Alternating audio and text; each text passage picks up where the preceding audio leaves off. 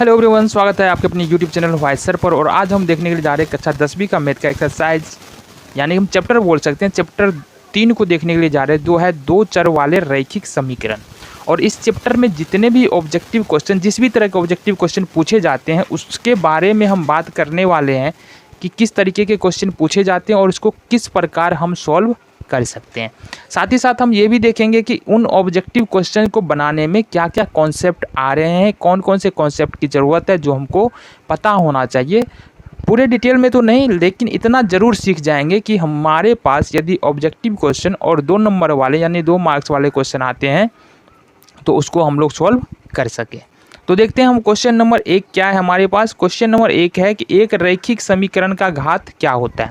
देखो क्वेश्चन बेहद ही आसान है। रैखिक समीकरण का घात पूछ रहा है ना, रैखिक समीकरण का घात पूछ रहा है। इसका मतलब हम समझते हैं, हमने बहुपद में पूछा था, अगर कोई बहुपद है x+2 बराबर ये x+2 मान लो एक बहुपद है, या x² + 2x + 5 एक बहुपद है, तो इसका घात कितना होता था? इसका घात 1 होता था, इसका घात 1 होता था।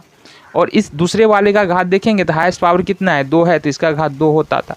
एक और बहुपद आपके पास अगर हम डाल देंगे x + y, इसका घात बताओ कितना हो जाएगा? तो यहाँ पर देखो, अगर 2 चर वाला बहुपद है, 1 चर वाला बहुपद है तो उसमें तो कोई समस्या ही नहीं है, सबसे बड़ा घात होगा वही बहुपद होगा। लेकिन 2 चर वाला बहुपद है ना, तो उसका जो घात होता है वो दोनों चर का जो हाईएस्ट पावर है उसका जोड़ होता है घात। ठीक है, तो इसका हाईएस्ट पावर 1 है, इसका हाईएस्ट पावर 1 है, तो इसका घात कितना हो जाएगा? 2 हो जाएगा। अब कहने का मतलब क्या है, देखो इसका घात, इस बहुपद का घात कितना हो गया? 2 हो गया। लेकिन हमारे पास क्या है, एक 2 चर वाला समीकरण है ना, 2x + 3y और -5, या इस तरीके का होगा, या 5x + 2y + 3, या इस तरीके का होगा। तो यहाँ भी देखो, यहाँ भी घात 1 है, यहाँ भी घात 1 है, यहाँ भी घात 1 है, यहाँ भी घात 1 है। तो इसका जो घात होगा वो होगा 2, और इसका भी घात होगा वो होगा 2। तो यहाँ कुल मिला के हम समझ सकते हैं कि 2 चर वाले जो रैखिक समीकरण होता है उसका जो घात होता है वो कितने होता है? बताओ जरा। 2 होता है ना। चलो बहुत बढ़िया। दूसरा नंबर क्वेश्चन देख लेते हैं। दूसरा नंबर क्वेश्चन कह रहा है कि युगपद समीकरण 2x + 3y = 5। इसमें 2 समीकरण हमारे पास, 2x + 3y = 5। इसको हम लिख सकते हैं 2x + 3y और माइनस में 5 = 0। इसको हम लिख सकते हैं इस तरीके से। दूसरा समीकरण क्या है? दूसरा समीकरण हमारे पास 2x + ky = 14, या इसको और लिखेंगे हम तो 2x + ky - 14 = 0। ये हो गया समीकरण नंबर 2। तो ये 2 समीकरण हमारे पास आ गया। अब 2 समीकरण आने के बाद अब क्या कह रहा है देख लो। अब कह रहा है, सही उतारे ना समीकरण, अच्छा समीकरण 2x + 3y = -5 and 4x + 6y। अच्छा दूसरा समीकरण गलत उतर गया है, तो इसको मिटा लिया जाए। दूसरा समीकरण क्या है? दूसरा समीकरण यहाँ से ये है 4x + 6y।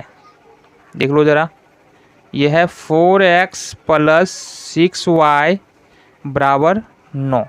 इसको लिख सकते हैं हम लोग 4x - 6y - 9 = 0। ये समीकरण 2 है। अब यहाँ पर हमको एक चीज़ ध्यान देना है, और वो कौन सा है?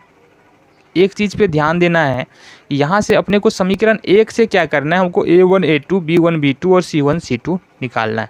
अभी यहाँ पर हम एक बात समझा दे, a1 क्या होता है, b1 क्या होता है, c1 क्या होता है, a2 क्या होता है, b2 क्या होता है, c2 क्या होता है। इस बात को समझ लेते हैं, बार बार हम चर्चा नहीं करेंगे, यहाँ पर समझ लेते हैं। देखो हम यहाँ पर जो है ना, अगर 2 चर वाले रैखिक समीकरण का सिंपलेस्ट फॉर्म देखेंगे तो वो होता है a1x प्लस में b1y प्लस c1। युगपद समीकरण मतलब क्या? 2 समीकरणों को मिल करके, दोनों समीकरण का हल क्या होगा? 1 होगा। यहाँ पर देखो a2x b2y प्लस c2 = 0। ये समीकरण 1 मान लेते हैं, समीकरण 2 मान लेते हैं। तो ये 2 चर वाले रैखिक समीकरण का सबसे सिंपलेस्ट फॉर्म होता है, यानी कि जो भी 2 चर वाले रैखिक समीकरण होगा वो इसी फॉर्म में पाया जाता है, इस फॉर्म में पाया जाएगा। अब इस समीकरण से जो समीकरण हम अभी यहाँ पर लिख दिए हैं, इसको अगर हम किसी भी दिए गए दो चर वाले रैखिक समीकरण से तुलना करेंगे तो हमको a1 b1 c1 का मान मिल जाएगा। जैसे यहाँ पर देख लो, यहाँ पर क्या लिखा हुआ है, a1 x लिखा हुआ है ना, तो यहाँ पर लिखा हुआ है 2x। इसका मतलब x के जगह पर तो x है, लेकिन उसके 2 के जगह पर क्या है, a1 है। इसका मतलब यहाँ पर जो a1 निकल के आएगा वो निकल के आएगा 2। फिर इसी तरीके से b1 y है, तो b1 y के जगह पर y है और b1 के जगह पर क्या है, 3 है, तो b1 बराबर कितना हो जाएगा, 3। और इसी तरीके से c1 के जगह पर देख लेते हैं कितना हो जाएगा, c1 के जगह पर हो जाएगा -5, c1 बराबर -5। अब देखेंगे a2 की जगह पर क्या है, a2 की जगह पर 4 है, b2 की जगह पर है -6 ये वाला, और c2 की जगह पर है -9। तो a1 a2 b1 b2 c1 c2 मिल चुका है। अब हमको करना क्या है, सिंपल सी बात है, हमको क्या करना है, a1 बट्टे a2 निकालना है। a1 बट्टे a2 का वैल्यू जो है वो हो जाएगा कितना, a1 का मान 2 और a2 का मान 4 है, तो ये 2 बट्टे 4 निकल जाएगा, 2 दूनी 4, 1 बट्टा 2 हो जाएगा। b1 b2 का देखना है, यहाँ से b1 का वैल्यू है 3 और b2 का वैल्यू है 6, ये हो जाएगा 3 बट्टे 6, ये 1 बट्टा 2 हो जाएगा। और c1 बट्टे c2 हमको देखना है, वो हो जाएगा माइनस में, देख लो ज़रा, माइनस में 5 बट्टे -9, ये हो जाएगा माइनस में 5 बट्टे -9, यानी कि ये हो रहा है हमारा 5 बट्टा 9 के आसपास में हो रहा है ये। ठीक है, कितना हो जाएगा ये हो जाएगा हमारा c1 c2 5 बट्टा 9 हो जा रहा है। यहाँ से अगर गौर से देखो, यहाँ पर a1 a2 और b1 b2 का मान कितना आ रहा है, 1 बट्टा 2 आ रहा है, लेकिन c1 और c2 का मान कितना आ रहा है, 5 बट्टा 9 आ रहा है। तो क्लियरली यहाँ से हम देख रहे हैं कि जो a1 a2 का जो वैल्यू है वो b1 b2 के बराबर है, वो कितना है, 1 बट्टा 2 है, लेकिन इसका जो वैल्यू है वो c1 c2 के बराबर नहीं है। अब यहाँ पर दूसरा नंबर क्वेश्चन में क्या कह रहा है, देखो जरा, युगपद समीकरण 2x + 3y बराबर 5 और 4x + 6y बराबर 9, इस समीकरण के निकाय क्या है। अब जब भी इस तरीके का कंडीशन आ जाए, यानी दो चर वाले रैखिक समीकरण के गुणांक में इस तरह के संबंध आ जाए कि a1 बट्टे a2 बराबर b1 बट्टे b2 बराबर नहीं है c1 बट्टे c2 का, तो उस समीकरण का क्या होता है, जो हल होता है वो असंगत कहलाता है। क्या कहलाता है, असंगत कहलाता है, और इसका कोई हल नहीं होता है, कोई हल नहीं होता है, और रेखाएं समांतर होती है, रेखाएं समांतर होती है। तो इतना बात हमको क्या करना है, ध्यान रखना है। आगे क्वेश्चन देखेंगे, अगर यहाँ से इसको नोट करना है तो नोट कर सकते हो, ठीक है, नोट करना है तो यहाँ से स्क्रीनशॉट लेकर के नोट कर सकते हो, या फिर रोक करके वीडियो को रोक के नोट करो, फिर आगे बढ़ते हैं। तो 2 नंबर क्वेश्चन को हम कर चुके हैं, तीसरे नंबर क्वेश्चन को देखेंगे किस तरीके से हमको करना है। तब तक इसको थोड़ा सा मिटा ले, ठीक है, कॉपी पेन लेकर के बैठा करो और नोट किया करो, है ना। इससे क्या होगा ना, दिमाग में बातें ज़्यादा आएगी। एक बार अगर ऐसे देख करके निकल गए तो हो सकता है कुछ छूट जाए, बाद में भूल जाएंगे, तो कहाँ से देखेंगे।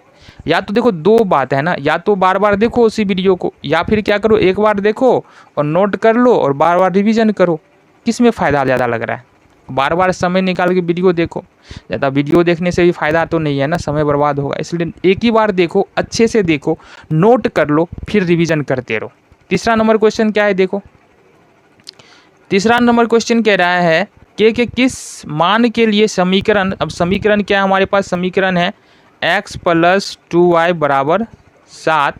तो हम बात कर चुके हैं, इसको अगर a b c के फॉर्म में लिखना है, सिंपल द्विघात दो चर वाले रैखिक समीकरण के रूप में, x + 2y - 7 बराबर 0, समीकरण 1। दूसरा समीकरण देख लेते हैं क्या है। दूसरा समीकरण है 2x प्लस में ky और बराबर 14 दिया है, इसको लिख सकते हैं हम लोग 2x + ky - 14 बराबर 0। ये हो गया समीकरण नंबर 2। तो समीकरण 1 समीकरण 2 यहाँ से पता चल जाता है। अब यहाँ से हमको लिखना है a1 a2 b1 b2 और c1 c2 का वैल्यू। तो यहाँ से हो जाएगा A1 बराबर कितना निकल के आ जाएगा ज़रा बताओ। A1 यहाँ से देखना है हमको, इस वाले से। A1 का वैल्यू x के बाएं साइड में, यानी x का गुणांक कितना है, 1 है, कुछ नहीं है तो 1 है। B1 का वैल्यू, B1 का गुणांक बताओ कितना है, y के बाएं साइड में 2 है प्लस में, तो यहाँ से B1 का वैल्यू 2। C1 का वैल्यू बताओ, C1 जो कांस्टेंट टर्म है वो कितना है, माइनस में 7 है, तो माइनस में 7। इसी तरह से A2 का वैल्यू बताओ, A2 कितना है, x का गुणांक कितना है, 2 है, तो ये 2 हो जाएगा। ठीक इसी तरह से B2 बराबर क्या हो जाएगा, देखो y का गुणांक कितना है, k है, तो k हो जाएगा। और C2 का देख लो, C2 बराबर यानी कि ये वाला कांस्टेंट टर्म कितना है, माइनस में 14 है। अब क्वेश्चन क्या रहा है कि समपाती होना चाहिए, है ना, समपाती। अब देखो यहाँ समपाती कहने का मतलब क्या है, यदि अगर इस समीकरण का ग्राफ हम खींचते हैं, तो ये ग्राफ अगर मान लो हम खींचेंगे, ठीक है, ग्राफ कुछ इस तरीके का होगा, ये x अक्ष होगा और ये y अक्ष होगा। अगर ग्राफ खींचेंगे तो अगर पहला रेखा इस तरीके से आएगा, तो दूसरा रेखा भी मान लो पहले समीकरण का रेखा ये है और दूसरे समीकरण का रेखा भी ये क्या होगा, यही वाला होगा। तो इसको हम क्या बोल देते हैं, समपाती बोल देते हैं। ठीक है, कहने का मतलब है पहला रेखा इस तरीके से और इसी पर भी दूसरा लाइन भी इसी के ऊपर आ जाएगा कहीं ना कहीं, इसको हम लोग समपाती बोलते हैं। तो समपाती होगा, कब होगा समपाती, देखो समपाती होता है तब जब यहाँ पर A1/A2 बराबर B1/B2 और बराबर C1/C2, जब ये हो जाता है ना तो समपाती होता है। यानी कि दोनों समीकरण में जो एक्स वाई का और कांस्टेंट टर्म का जो गुणांक है A1 B1 C1 और A2 B2 C2, ये जब इस तरीके से बराबर हो जाता है ना, उसका अनुपात यदि बराबर हो जाता है तो वो रेखाएं क्या हो जाती है, समपाती हो जाती है। हमको क्या करना है, k का मान निकालना है। तो इसमें से A1 A2 और B1 B2, देखो यहाँ से A1 A2 कितना आ रहा है, A1 A2 आ रहा है 1/2 और यहाँ से B1 B2 करे तो 2/k। अब या तो इस दोनों को पकड़ सकते हैं, A1 A2 पकड़ सकते हैं, B1 B2 पकड़ सकते हैं, या B1 B2 पकड़ सकते हैं और C1 C2 पकड़ सकते हैं। दोनों में से किसी एक को पकड़ेंगे तो k का वैल्यू हमारे पास आ जाएगा। तो क्रॉस मल्टीप्लिकेशन करेंगे तो k को 1 से गुना करेंगे k और 2 को 2 से गुना करेंगे 4, तो k का वैल्यू कितना निकल के आएगा, 4। यहाँ से आ गया k का वैल्यू, ऑप्शन नंबर सी 4। चौथा नंबर क्वेश्चन देख लो क्या कह रहा है। चौथा नंबर क्वेश्चन कह रहा है बहुपद 4x² - 4x + 1। अब यहाँ तो बहुपद वाला क्वेश्चन दे दिया, 4x² - 4x + 1 के मूलों का गुणनफल होगा। अब के मूलों का गुणनफल होगा मतलब सिंपल सी बात है ना, A1 के बारे में यहाँ पढ़े थे ना, a बराबर यहाँ पर 4 है, b बराबर यहाँ से -4 है, बहुपद वाला याद करो, c बराबर 1 है। ठीक है, मूलों का गुणनफल मतलब पूछ रहा है अल्फा इंटू बीटा क्या होता है, वो होता है c/a और c का वैल्यू 1 है, a का वैल्यू 4 है, तो ये हो जाएगा मूलों का गुणनफल 1/4। 4 नंबर क्वेश्चन का देखो कितना number option, C number option 1/4। इसको नोट करो, फिर आगे बढ़ते हैं 5वें नंबर क्वेश्चन पे। ठीक है, वीडियो रोको, नोट करो। 5वां नंबर क्वेश्चन क्या कह रहा है, देखो 5वां नंबर क्वेश्चन कह रहा है दो रैखिक समीकरणों के आलेख प्रतिच्छेदी रेखाएं हैं। प्रतिच्छेदी मतलब क्या होता है, जरा बताओ, पढ़े हो ना पीछे। प्रतिच्छेदी मतलब होता है कि अगर उस समीकरण का ग्राफ खींचेंगे तो समीकरण का ग्राफ जो होगा, दो रेखा होगा, दो समीकरण है तो दो रेखा होगा और एक जगह पर काटेगा। तो यहाँ पर वही बात बोल रहा है कि यदि मान लो हम ग्राफ खींच रहे हैं, अगर इस तरीके से ग्राफ अगर खींचा जा रहा है, चलो पहले समीकरण का ग्राफ मान लो ये है, मान लेते हैं, ऐसा कुछ हम लिए नहीं है, दूसरे समीकरण का ग्राफ ये है, तो देखो यहाँ पर क्या है कि कट रहा है ना, तो प्रतिच्छेदी है। आगे आ जाओ, दो रैखिक समीकरणों का आलेख प्रतिच्छेदी रेखा है, तब रैखिक समीकरण के युग्म का कितना हल होगा। देखो जब इस तरीके से हमको पता है, जब इस तरीके से कट होता है ना, तो जिस पॉइंट पे कट रहा है वो जो पॉइंट x और y का वैल्यू उस पॉइंट पे जो होगा वही उस समीकरण का हल होगा। और इस प्रकार के समीकरण का केवल और केवल एक हल होता है। तो अगर मान लो अगर प्रतिच्छेदी का बात कहीं भी हो ना, तो कितना हल हो जाएगा, केवल एक हल होगा या अद्वितीय हल होगा। तो 5वां का क्या बोल सकते हैं हम, एक हल बोल सकते हैं या बोल सकते हैं अद्वितीय हल। ऑप्शन में यही दोनों में से आएगा, अद्वितीय हल, केवल एक हल या अद्वितीय हल। 5 नंबर क्वेश्चन हो गया। देखो यहाँ से क्या होगा, एक हल, बी नंबर ऑप्शन देख लो यहाँ से क्या कहाँ गया, बी नंबर ऑप्शन, यहाँ से बी नंबर ऑप्शन हो जाएगा इसका, B number option. 6 number question देखेंगे हम क्या कह रहा है। 6 नंबर क्वेश्चन कह रहा है दो रैखिक समीकरणों के आलेख समांतर रेखाएं। अब सेम बात है यहाँ पर, दो रैखिक समीकरण का आलेख समांतर रेखाएं, इस प्रकार से ग्राफ है हमारे पास, ठीक है, इस प्रकार से ग्राफ है दो रैखिक समीकरण का, ये y है और इसका जो ग्राफ खिंचा रहा है ना वो कुछ इस प्रकार का आ रहा है, ये एक समीकरण का होगा, ये दूसरे समीकरण का होगा। देखो ये समांतर है ना, तो दो रैखिक समीकरण का आलेख समांतर रेखाएं, तब रैखिक समीकरण युग्म का क्या होने वाला है। देखो कोई हल नहीं होगा, पहला है कोई हल नहीं होगा, एक हल होगा, दो हल होगा और अनगिनत हल होगा। देखो जब समांतर रेखा हो जाता है ना तो कोई हल नहीं होता है, जब समांतर रेखा हो जाए तो रैखिक समीकरण का कोई हल नहीं होगा, कोई हल नहीं होगा। जब भी समांतर रेखा की बात करें तो समझ लो कि कोई हल वहाँ से नहीं होने वाला है। यहाँ से ऑप्शन नंबर 6 में देख लो कोई हल नहीं। 7 नंबर क्वेश्चन क्या कह रहा है, 7 नंबर क्वेश्चन देख लेते हैं। 7 नंबर क्वेश्चन कह रहा है यदि a1/a2, यहाँ से देख लेते हैं, देखो a1/a2 बराबर b1/b2 बराबर नहीं है c1/c2। देखो इसके बारे में पहले बात कर चुके हैं। दो रैखिक समीकरण यहाँ पर दिया हुआ है, जरा गौर से देखना, a1x b1y c1 बराबर 0, फिर है a2x b2y और c2 बराबर 0। ये दो समीकरण हमारे पास हैं जिसमें से हमको इसका गुणांक के बीच में संबंध ये है a1/a2 b1 बराबर b1/b2 बराबर नहीं है c1/c2 के।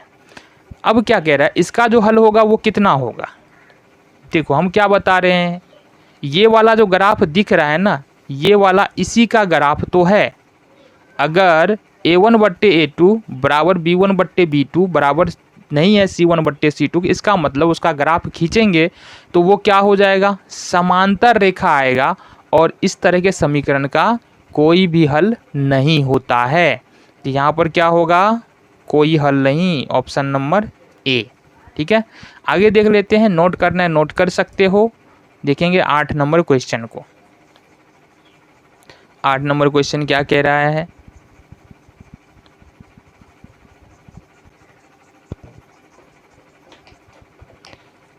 आठ नंबर क्वेश्चन है हमारे पास, ए का मान जिसके लिए समीकरण ax प्लस 10y बराबर 0। देखो एक समीकरण दिया है हमारे पास, ax प्लस 10y बराबर 0, क्या है, ax प्लस 10y बराबर 0, ये समीकरण एक हो जाएगा। दूसरा समीकरण हमारे पास इसी में दिया हुआ है 2x प्लस 5y बराबर 0, 2x प्लस 5y बराबर 0। ये दो समीकरण है हमारे पास। कितना समीकरण, दो समीकरण है, लेकिन इस दोनों समीकरण में देखो c गायब है, कांस्टेंट टर्म में यहाँ से गायब है, मतलब c1 और c2 का जो वैल्यू होगा यहाँ पर कितना होगा, 0 होगा। तो यहाँ से हम क्या निकाल सकते हैं, यहाँ से देख लो, a1 का जो वैल्यू निकल के आएगा वो निकल के आएगा a, b1 का वैल्यू निकल के आएगा वो y का गुणांक है वो निकल के आएगा 10, और c1 जो निकल के आएगा वो निकल के आएगा 0। इसी तरीके से देखेंगे a2 जो निकल के आएगा वो निकल के आएगा 2, b2 जो निकल के आएगा वो निकल के आएगा y का गुणांक 5, और c2 जो निकल के आएगा वो निकल के आएगा 0। अब यहाँ पर क्या रहा है, 8 नंबर क्वेश्चन है, देख लो, शून्येतर हल होगा। अब शून्येतर हल कहने का मतलब क्या है, शून्येतर हल कहने का मतलब केवल और केवल एक हल होगा। ठीक है, तो यहाँ से शून्येतर हल के लिए हम लोग जानते हैं, एक हल के लिए क्या जानते हैं हम लोग, कौन सा कंडीशन लगता है, वो लगता है a1/a2 बराबर b1/b2, ये बराबर हमारा कॉन्सेप्ट लगता है। ठीक है, तो यहाँ से a1 का मान कितना है ज़रा बताओ, a1 का मान है a और a2 का मान है 2, तो a/2 रख सकते हैं। b1 का मान है 10 और b2 का मान है 5। ठीक है, b2 का मान है 5।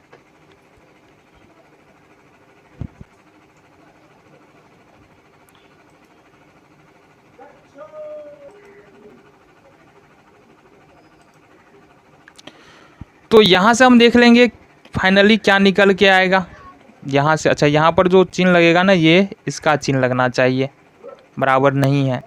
तो क्रॉस मल्टीप्लिकेशन करो तो ये हो जाएगा 5a और ये हो जाएगा 10 दूनी 20, 10 दूनी 20।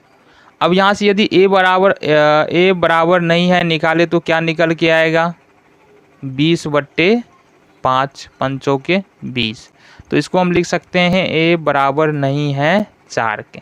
ये बराबर, ये ऑप्शन होना चाहिए था लेकिन दिया हुआ इसमें तो है नहीं। तो इसका जो ऑप्शन होगा ये, यहाँ पर इसको मॉडिफाई कर सकते हैं हम, बराबर नहीं 4 ये लिखेंगे तब जाके सही होगा। 9 नंबर क्वेश्चन देखेंगे हम।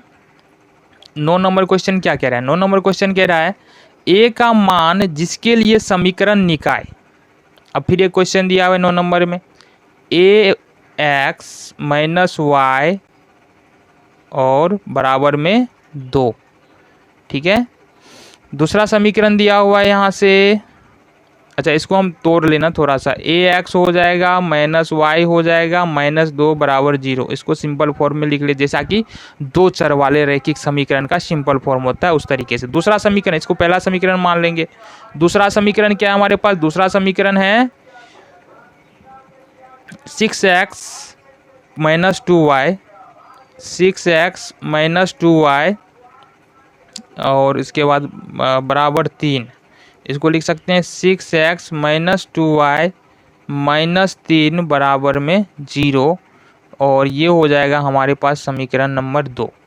अब यहाँ से हम देखेंगे तो क्या देख सकते हैं? यहाँ से देखेंगे तो सिंपल सी बात है कि a1 बराबर हो जाएगा a, b1 बराबर हो जाएगा -1 और c1 बराबर हो जाएगा -2, ये हो जाएगा।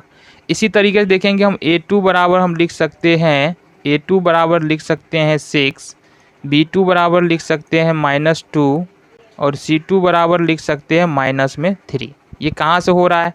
देखो यहाँ पहले समीकरण में x का गुणांक a है तो a लिख दिए, y का गुणांक क्या है, कुछ नहीं है तो माइनस है तो -1 लिख दिए, और c क्या है, कांस्टेंट टर्म क्या है -2 तो -2 कर दिए। इसी तरीके से दूसरे समीकरण देखेंगे, a2 यानी कि x का गुणांक दूसरे समीकरण में 6 है तो a2 बराबर 6, फिर y का गुणांक दूसरे समीकरण में -2 है तो b का मान हो गया -2 और c कांस्टेंट टर्म कितना है -3 तो c बराबर हो गया -3। तो यहाँ से a1 a2 b1 b2 और c1 c2 का मान निकल जाता है। अब अपने को चाहिए क्या, जरा क्वेश्चन को ध्यान से देखेंगे। एक अद्वितीय हल होगा। अद्वितीय हल का मतलब क्या होता है कि केवल और केवल एक हल होगा, और एक हल कब होगा? जब यहाँ से a1/a2 और बराबर नहीं है b1/b2, जब ऐसा होगा तब अद्वितीय हल होगा, है कि नहीं? तो अद्वितीय हल करने के लिए क्या करेंगे? देखो a का वैल्यू कितना है a, और a2 का वैल्यू है 6, बराबर नहीं है b1 b2 तो -1/-2। यहाँ से हम क्या कर सकते हैं? माइनस से माइनस खत्म। अब यहाँ से अपने को करना है क्रॉस मल्टीप्लिकेशन, मतलब कोना कोनी गुना। 2 को a से गुना करेंगे 2a हो जाएगा और 6 को 1 से गुना करेंगे 6 हो जाएगा। अब a बराबर हो जाएगा 6 बराबर नहीं, ये बराबर, ये लिखो 2 तिया 6, तो a बराबर नहीं 6 इसका आंसर हो जाएगा। इसका आंसर जो होगा बराबर नहीं 6 होगा, ठीक है। देख लेते हैं। अच्छा 3 हो जाएगा ना, 3 बार में काटे हैं तो बराबर नहीं 3, ये बराबर नहीं 3 इसका आंसर होगा, ठीक है। देखो 9 नंबर में बराबर नहीं 3, बी नंबर ऑप्शन हो जाएगा इसका आंसर। नोट करना है नोट कर सकते हो, वीडियो को रोको नोट करो। अब देखेंगे क्वेश्चन नंबर 10 को। क्वेश्चन नंबर 10 क्या कह रहा है? देखो क्वेश्चन नंबर 10 है a का मान जिसके लिए समीकरण ax - y बराबर 2 और फिर है 6x - 2y बराबर -3 का एक अद्वितीय हल होगा। ये तो 9 नंबर क्वेश्चन है ना, इसमें समीकरण दिया हुआ है। देख लो, बात कर लेते हैं हम, थोड़ा मिटा ले, तब तक नोट कर लो बच्चा, ठीक है। तो 10 नंबर क्वेश्चन क्या कह रहा है वो देख लो। 10 नंबर क्वेश्चन कह रहा है a का मान जिसके लिए समीकरण निकाय 10x + 5y ये है समीकरण दिया है 10x प्लस 5y बराबर a माइनस 10 नंबर में ना a माइनस 5। इसको हम कर लिख सकते हैं इस तरीके से 10x प्लस 5y माइनस में a माइनस 5, इसको इस तरीके से लिख सकते हैं। दूसरा समीकरण है हमारे पास, क्या इसी में दूसरा समीकरण है 20x प्लस 10y। ये समीकरण हो जाएगा एक 20x प्लस 10y, यही ना है 20x plus 10y minus a बराबर 0, माइनस a बराबर 0। ये हो जाएगा हमारे पास समीकरण 2, यही ना है 20x माइनस a बराबर 0। समीकरण 1 और समीकरण 2 हमारे पास आ चुका है। अब यहाँ से क्या कह रहा है निकालने की, जरा देख लो। अब यहाँ से कह रहा है कि अनगिनत हल होंगे। तो अनगिनत हल होने के लिए सबसे पहले तो अपने को क्या करना है ना, अपने सबसे पहले a1 a2 b1 b2 और c1 c2 निकालना पड़ेगा, उसके बाद कुछ संभव है। तो यहाँ से समीकरण 1 से देखेंगे तो यहाँ से a1 का मान कितना निकल के आने वाला है। a1 का मान यहाँ पर देखो x का गुणांक कितना है 10 है तो 10 हो जाएगा। b1 का मान देख लो यहाँ से y का गुणांक 5 है तो 5 हो जाएगा। और c1 का गुणांक देख लो यहाँ से c1 का मान कितना है माइनस में a माइनस 5, ये है c1 का गुणांक। इसी तरीके से इस वाले समीकरण देखेंगे समीकरण नंबर 2 से, तो a2 का गुणांक कितना निकल के आएगा, x का गुणांक कितना है 20 है तो a2 का गुणांक 20 हो जाएगा। b2 यहाँ पर देखेंगे y का गुणांक 10 है तो b2 का मान 10 हो जाएगा। इसी तरीके से यहाँ पर देखेंगे c का मान क्या हो जाएगा, c2 का मान हो जाएगा माइनस में a। अच्छा, हमको यहाँ से निकालना क्या है, यहाँ से निकालना है a का वैल्यू निकालना है। तो अब a का वैल्यू निकालना है, सबसे पहले तो हम ये देखेंगे वह कौन सा गुणांकों के बीच में कौन सा संबंध है जिसको यहाँ पर जो है, जिसके लिए मान जो है ना वो अनंत निकलता है। जब समीकरण है ना दो चर वाले रैखिक समीकरण के गुणांकों के बीच में संबंध होता है a1/a2 बराबर b1/b2 बराबर c1/c2, तो इसके लिए जो है ना अनेक या अनंत हल होता है, इसके लिए अनेक या अनंत हल होता है। अब सवाल उठता है क्या सबको लिखे इस तरीके से, नहीं, किसी दो को पकड़ सकते हैं, या a1/a2 को पकड़ सकते हैं या b1/b2 को पकड़ सकते हैं। अब ये पूरी तरह से डिपेंड करता है कि हमको निकालना क्या है। हमको निकालना है ये वाला a का वैल्यू निकालना है, तो इसलिए a वाला मान तो हमारे पास होना चाहिए, इसलिए हम यहाँ से b1/b2 और c1/c2 को लेकर के हल करने वाला है। ठीक है, अब तो यहाँ से लिख सकते हैं b1/b2 लिख सकते हैं और c1/c2 लिख सकते हैं। b1 का वैल्यू ज़रा बताओ, ये है 5 और फिर b2 का वैल्यू है 10, फिर c1 का वैल्यू है माइनस में a माइनस में 5 और c1 का वैल्यू है माइनस में a, तो ये माइनस से माइनस कैंसिल हो जाएगा, पता है ना। चलो बहुत बढ़िया। अब यहाँ से हम कर सकते हैं 5 दूनी 10, ये भी तो कट जाएगा, कट गया, ये बच गया 1/2 और ये बच जाएगा a माइनस 5 बट्टे में a। क्लियर है। अब यहाँ से देख लो क्या हो जाएगा, ये हो जाएगा 2a अब माइनस में 10 बराबर में a। ठीक है, अब यहाँ से देखेंगे हम लोग इस a को उठा करके अगर इधर ले आए तो ये 2a इधर ये प्लस में उधर जाके माइनस में हो जाएगा, और इस 10 को उठा करके इधर लाए तो ये हो जाएगा, देखो माइनस में है उस तरफ जा करके हो जाएगा प्लस में। तो इस तरीके से जो निकल के आएगा 2a है तो 2a में से a घटाएंगे तो a हो जाएगा, और a बराबर जो निकल के आएगा वो निकल के आएगा 10। देखो आंसर है कि नहीं है 10 नंबर में a बराबर 10, सी नंबर ऑप्शन a बराबर 10, ये आंसर हो जाएगा हमारा, ये आंसर हो जाएगा। ठीक है, आगे देख लेते हैं। 10 नंबर क्वेश्चन का ये सॉल्यूशन था। 11 नंबर क्वेश्चन क्या कह रहा है, 11 नंबर क्वेश्चन, इससे पहले इसको मिटाना पड़ेगा। नोट करना है तो रोक करके नोट कर सकते हो, और देखो जितना भी क्वेश्चन हो रहा है ना उसको रिवीजन तो रेगुलर करो ही, विदाउट रिवीजन मैथ जो है ना कुछ नहीं है। इधर से बनाओ इधर से निकल जाएगा, पढ़ते समय समझ में आ जाएगा, फिर वही बात है। इसलिए नोट करना बेहद ज़रूरी है, नोट करने के बाद रिवीजन भी करना उतना ही ज़रूरी है। ठीक है, तो आगे के क्वेश्चन को देख ले। आगे क्वेश्चन क्या कह रहा है, आगे क्वेश्चन कह रहा है 11 नंबर क्वेश्चन को हम लोग देखेंगे। 11 नंबर क्वेश्चन कह रहा है समीकरण निकाय x + 2y = 3। यह एक समीकरण है x + 2y = 3, 2y = 3, x + 2y = 3। और दूसरा समीकरण है 5x + ky = 15। तो इस समीकरण को थोड़ा सा मॉडिफाई कर ले, x + 2y और इसको लिख सकते हैं -3 = 0। समीकरण 1 मान लेते हैं। दूसरा समीकरण है 5x + ky = 15, 5x + ky = 15। इसको भी थोड़ा सा मॉडिफाई कर ले, 5x + ky - 15 = 0। समीकरण 2। अब क्या कह रहा है इसमें, कह रहा है कि के अनगिनत हल होने के लिए के का मान क्या होगा। तो अनगिनत हल मतलब अनंत हल, और अनंत हल होने के लिए हमको पता है क्या चाहिए, हमको पता है अनंत हल होंगे यदि क्या हो जाता है, यदि हो जाता है a1/a2 = b1/b2 = c1/c2। अगर ये होता है तो अनंत हल होता है। अगर गुणांक के बीच में यह संबंध है तो हल कितना हो जाएगा, अनंत हल हो जाएगा। तो सबसे पहला काम जो करना है वो a1 निकालना है, a1। तो a1 देखो यहाँ पर x का गुणांक कितना है, कुछ नहीं तो 1। फिर y का गुणांक कितना है, y के बगल में कितना है, 2 है ना, तो यहाँ से b1 बराबर हो जाएगा 2, और c1 तो यहाँ पर दिख रहा है कितना है, -3।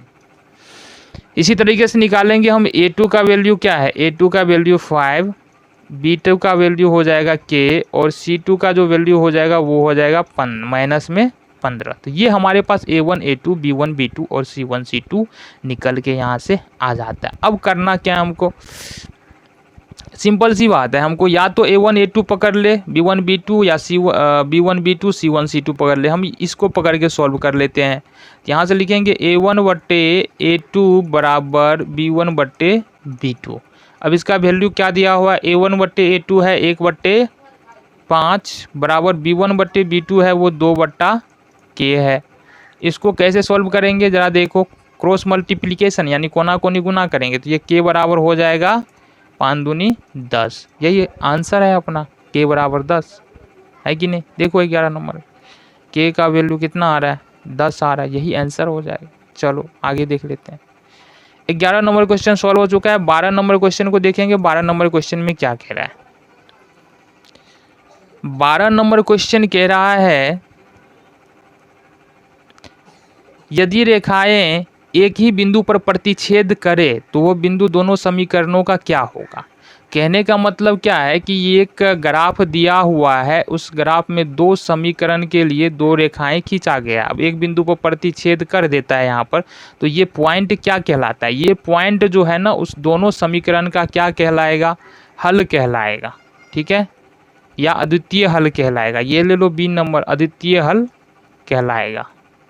समझ में आ गया। 13 नंबर क्वेश्चन देख लो। 13 नंबर क्वेश्चन क्या कह रहा है, 13 नंबर क्वेश्चन कह रहा है 13 नंबर क्वेश्चन क्या है हमारा, 13 नंबर क्वेश्चन है समीकरण निकाय 5x - 3y + 2 = 0। एक समीकरण दिया हुआ है 5x - 3y + 2 = 0। एक ये समीकरण है।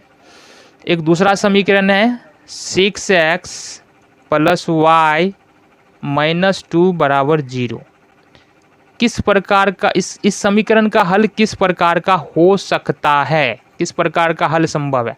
तो यहाँ पर सबसे पहले तो हमको क्या करना पड़ेगा, a1 का मान देख लेते हैं 5, b1 का मान देख लेते हैं यहाँ से कितना हो जाएगा 3, और c1 का मान कितना हो जाएगा +2। इसी तरीके से a2 का मान देखते हैं यहाँ से 6, b2 का मान देखते हैं यहाँ से कितना हो जाएगा 1, और c2 का मान देखते हैं यहाँ से -2। a1 a2 b1 b2 c1 c2 का मान निकल चुका है। अब देखना पड़ेगा ये निकाल के हमको। सबसे पहले क्या करना है, a1/a2 ये करो। a1 का मान 5 है, b1 का मान क्या है, अच्छा a1 और a2 का मान क्या है 6। ठीक है, यहाँ तो अब यहाँ से सिंपल फॉर्म में आएगा नहीं। फिर b1/b2 करना है अपने को, b1/b2 तो b1 का मान कितना है -3 है, और b2 का मान क्या है, b2 का मान देखो ज़रा 1 है, तो -3/1। c1/c2 देख लो, तो C1 का मान क्या है, C1 का मान -3 है और C2 का मान -2, तो 3/2 हो जाएगा। अब यहाँ से हमको क्या देखने के लिए मिल रहा है कि A1 और A2 बराबर नहीं आ रहा है ना, A1/A2 बराबर नहीं है B1/B2 को। तो यहाँ पर जो है we can clearly see that here A1/A2 बराबर नहीं है B1/B2 के। इसका मतलब जब भी गुणांकों के बीच में, दो चर वाले रैखिक समीकरण के गुणांकों के बीच में इस तरह का संबंध होता है तो वो क्या हो जाता है, अद्वितीय हल होता है, या बोल सकते हैं ये होता है इसका अद्वितीय हल, ठीक है, या केवल एक हल, केवल एक हल। तो इसका हल कितना होगा, अद्वितीय या केवल एक। देख लो 13 नंबर क्वेश्चन में, अनेक हल, वास्तविक एवं अद्वितीय हल हो जाएगा, ये ए नंबर ऑप्शन हो जाएगा। 14 नंबर क्वेश्चन देख लेंगे। 14 नंबर क्वेश्चन में क्या बोल रहा है, 14 नंबर क्वेश्चन है समीकरण निकाय 2x + ay = 1। एक समीकरण दिया हुआ है यहाँ पर 2x + ay बराबर में 1, एक ये है। दूसरा समीकरण है यहाँ पर, अच्छा इसको थोड़ा मॉडिफाई कर लेना, 2x + ay - 1 = 0। दूसरा समीकरण क्या दिया हुआ है, 6x + y बराबर 6x ना 2x + ay बराबर 1, और दूसरा 3x - 5y, 3x - 5y बराबर 7। इसको मॉडिफाई करेंगे तो 3x - 5y - 7 बराबर 0। ये समीकरण 1 हो गया, ये समीकरण 2 हो गया, ठीक है। अब यहाँ पर पूछ क्या रहा है, पूछ रहा है कि लिए एक अद्वितीय हल होगा, ए का मान निकालना है। अब ए भाई साहब फंसा है यहाँ पर, तो ए का मान निकालना है जिसके लिए अद्वितीय हल होगा। तो इसको सॉल्व करने के लिए फिर से वही करना पड़ेगा। सबसे पहले तो हमको A1 A2 B1 B2 और C1 C2 का मान चाहिए। तो देख लो A1 का वैल्यू क्या हो जाएगा, यहाँ से देखेंगे x का गुणांक कितना है, 2 है, तो A1 का वैल्यू कितना हो जाएगा, A1 का वैल्यू 2 हो जाएगा। इसी तरीके से y का गुणांक क्या है, a है, तो B1 का वैल्यू यहाँ से a हो जाएगा, और C1 का वैल्यू तो हम लोग जानते हैं कितना हो जाएगा, -1। A2 का वैल्यू क्या हो जाएगा, A2 का वैल्यू x का गुणांक दूसरे समीकरण में 3 है, तो A2 का वैल्यू 3। दूसरे समीकरण में जो है y का वैल्यू है 5 -5, तो B2 का वैल्यू -5, और C2 का वैल्यू जो है वो है -7। A1 A2 B1 B2 C1 C2 का मान निकल गया। अब क्या कह रहा है यहाँ पर, एक अद्वितीय हल होगा। तो अद्वितीय हल के लिए क्या होता है, कौन सा यहाँ शर्त लगता है, यहाँ से अद्वितीय हल। देखो अद्वितीय हल होने के लिए जो गुणांकों के बीच में संबंध होता है ना, दो चर वाले रैखिक समीकरण के गुणांकों के बीच में संबंध, वो ये वाला होता है, A1/A2 बराबर नहीं है B1/B2 के। तो ये वाला रिलेशन होता है। तो यहाँ से हम लिख लेते हैं, A1 का वैल्यू कितना है 2, B1 का वैल्यू है 3, बराबर नहीं है B1/B2। B1 का वैल्यू है a और B2 का वैल्यू है -5, ठीक है। अब यहाँ से देख सकते हैं 3a को क्रॉस मल्टीप्लिकेशन करेंगे तो ये कितना हो जाएगा, 3a बराबर नहीं है -10 के। तो यहाँ से देख लेते हैं a बराबर जो है वो हो जाएगा -10/3, बराबर नहीं। तो ये आंसर जो होगा फाइनली हमारा क्या हो जाएगा, बराबर नहीं -10/3, ये होना चाहिए। देखते हैं है कि नहीं। 14 नंबर क्वेश्चन ए बराबर नहीं, ये वाला ऑप्शन हो जाएगा 10/3 बी। देखेंगे 15 नंबर क्वेश्चन को, और 15 नंबर क्वेश्चन देखने से पहले इसको क्या करना है, इसको हमको नोट कर लेना। नोट कर लो जरा, ठीक है। तो समझ में आ रहा है कि नहीं यार, समझ में आ रहा है जरा ये बताना, कमेंट कर देना नीचे, समझ में नहीं आ रहा है कि आ रहा है। कोशिश हमारी पूरी है कि वैसे ही कंटेंट बनाया जाए जैसा कि सभी को फ़ायदा हो ना, समझ में आए, ठीक है। तो अभी तक अगर देख रहे हो ना, चैनल को सब्सक्राइब नहीं किया तो सब्सक्राइब ज़रूर करके जाना, ताकि आगे के जितने भी वीडियो आने वाले हैं, देखो सारे चैप्टर के ऑब्जेक्टिव आ जाएंगे, साथ ही साथ NCERT का सॉल्यूशन भी आ जाएगा इस चैनल पे। तो सब्सक्राइब करके ज़रूर जाना, ठीक है। 15 नंबर क्वेश्चन और आज के लिए लास्ट क्वेश्चन देखेंगे, बाकी क्वेश्चन हम देखेंगे अगले वीडियो में, ठीक है। 15 नंबर क्वेश्चन देख लो।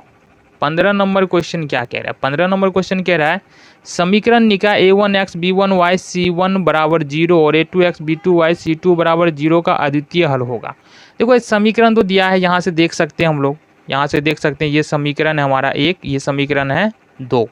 अब इसका बोल रहा है अद्वितीय हल होगा तो कौन सा शर्त लगेगा? अभी बताया अद्वितीय हल या केवल एक हल के लिए क्या कौन सा शर्त होता है? a1/a2 बराबर नहीं है b1/b2 के। तो ये वाला शर्त लग जाता है हमारे पास अद्वितीय हल के लिए। तो देखो है कुछ ऐसा ऑप्शन है, सी नंबर ऑप्शन है ना। तो 15 नंबर क्वेश्चन तक आज हमने देख लिया। इससे आगे के क्वेश्चन को हम देखेंगे अगले वीडियो में।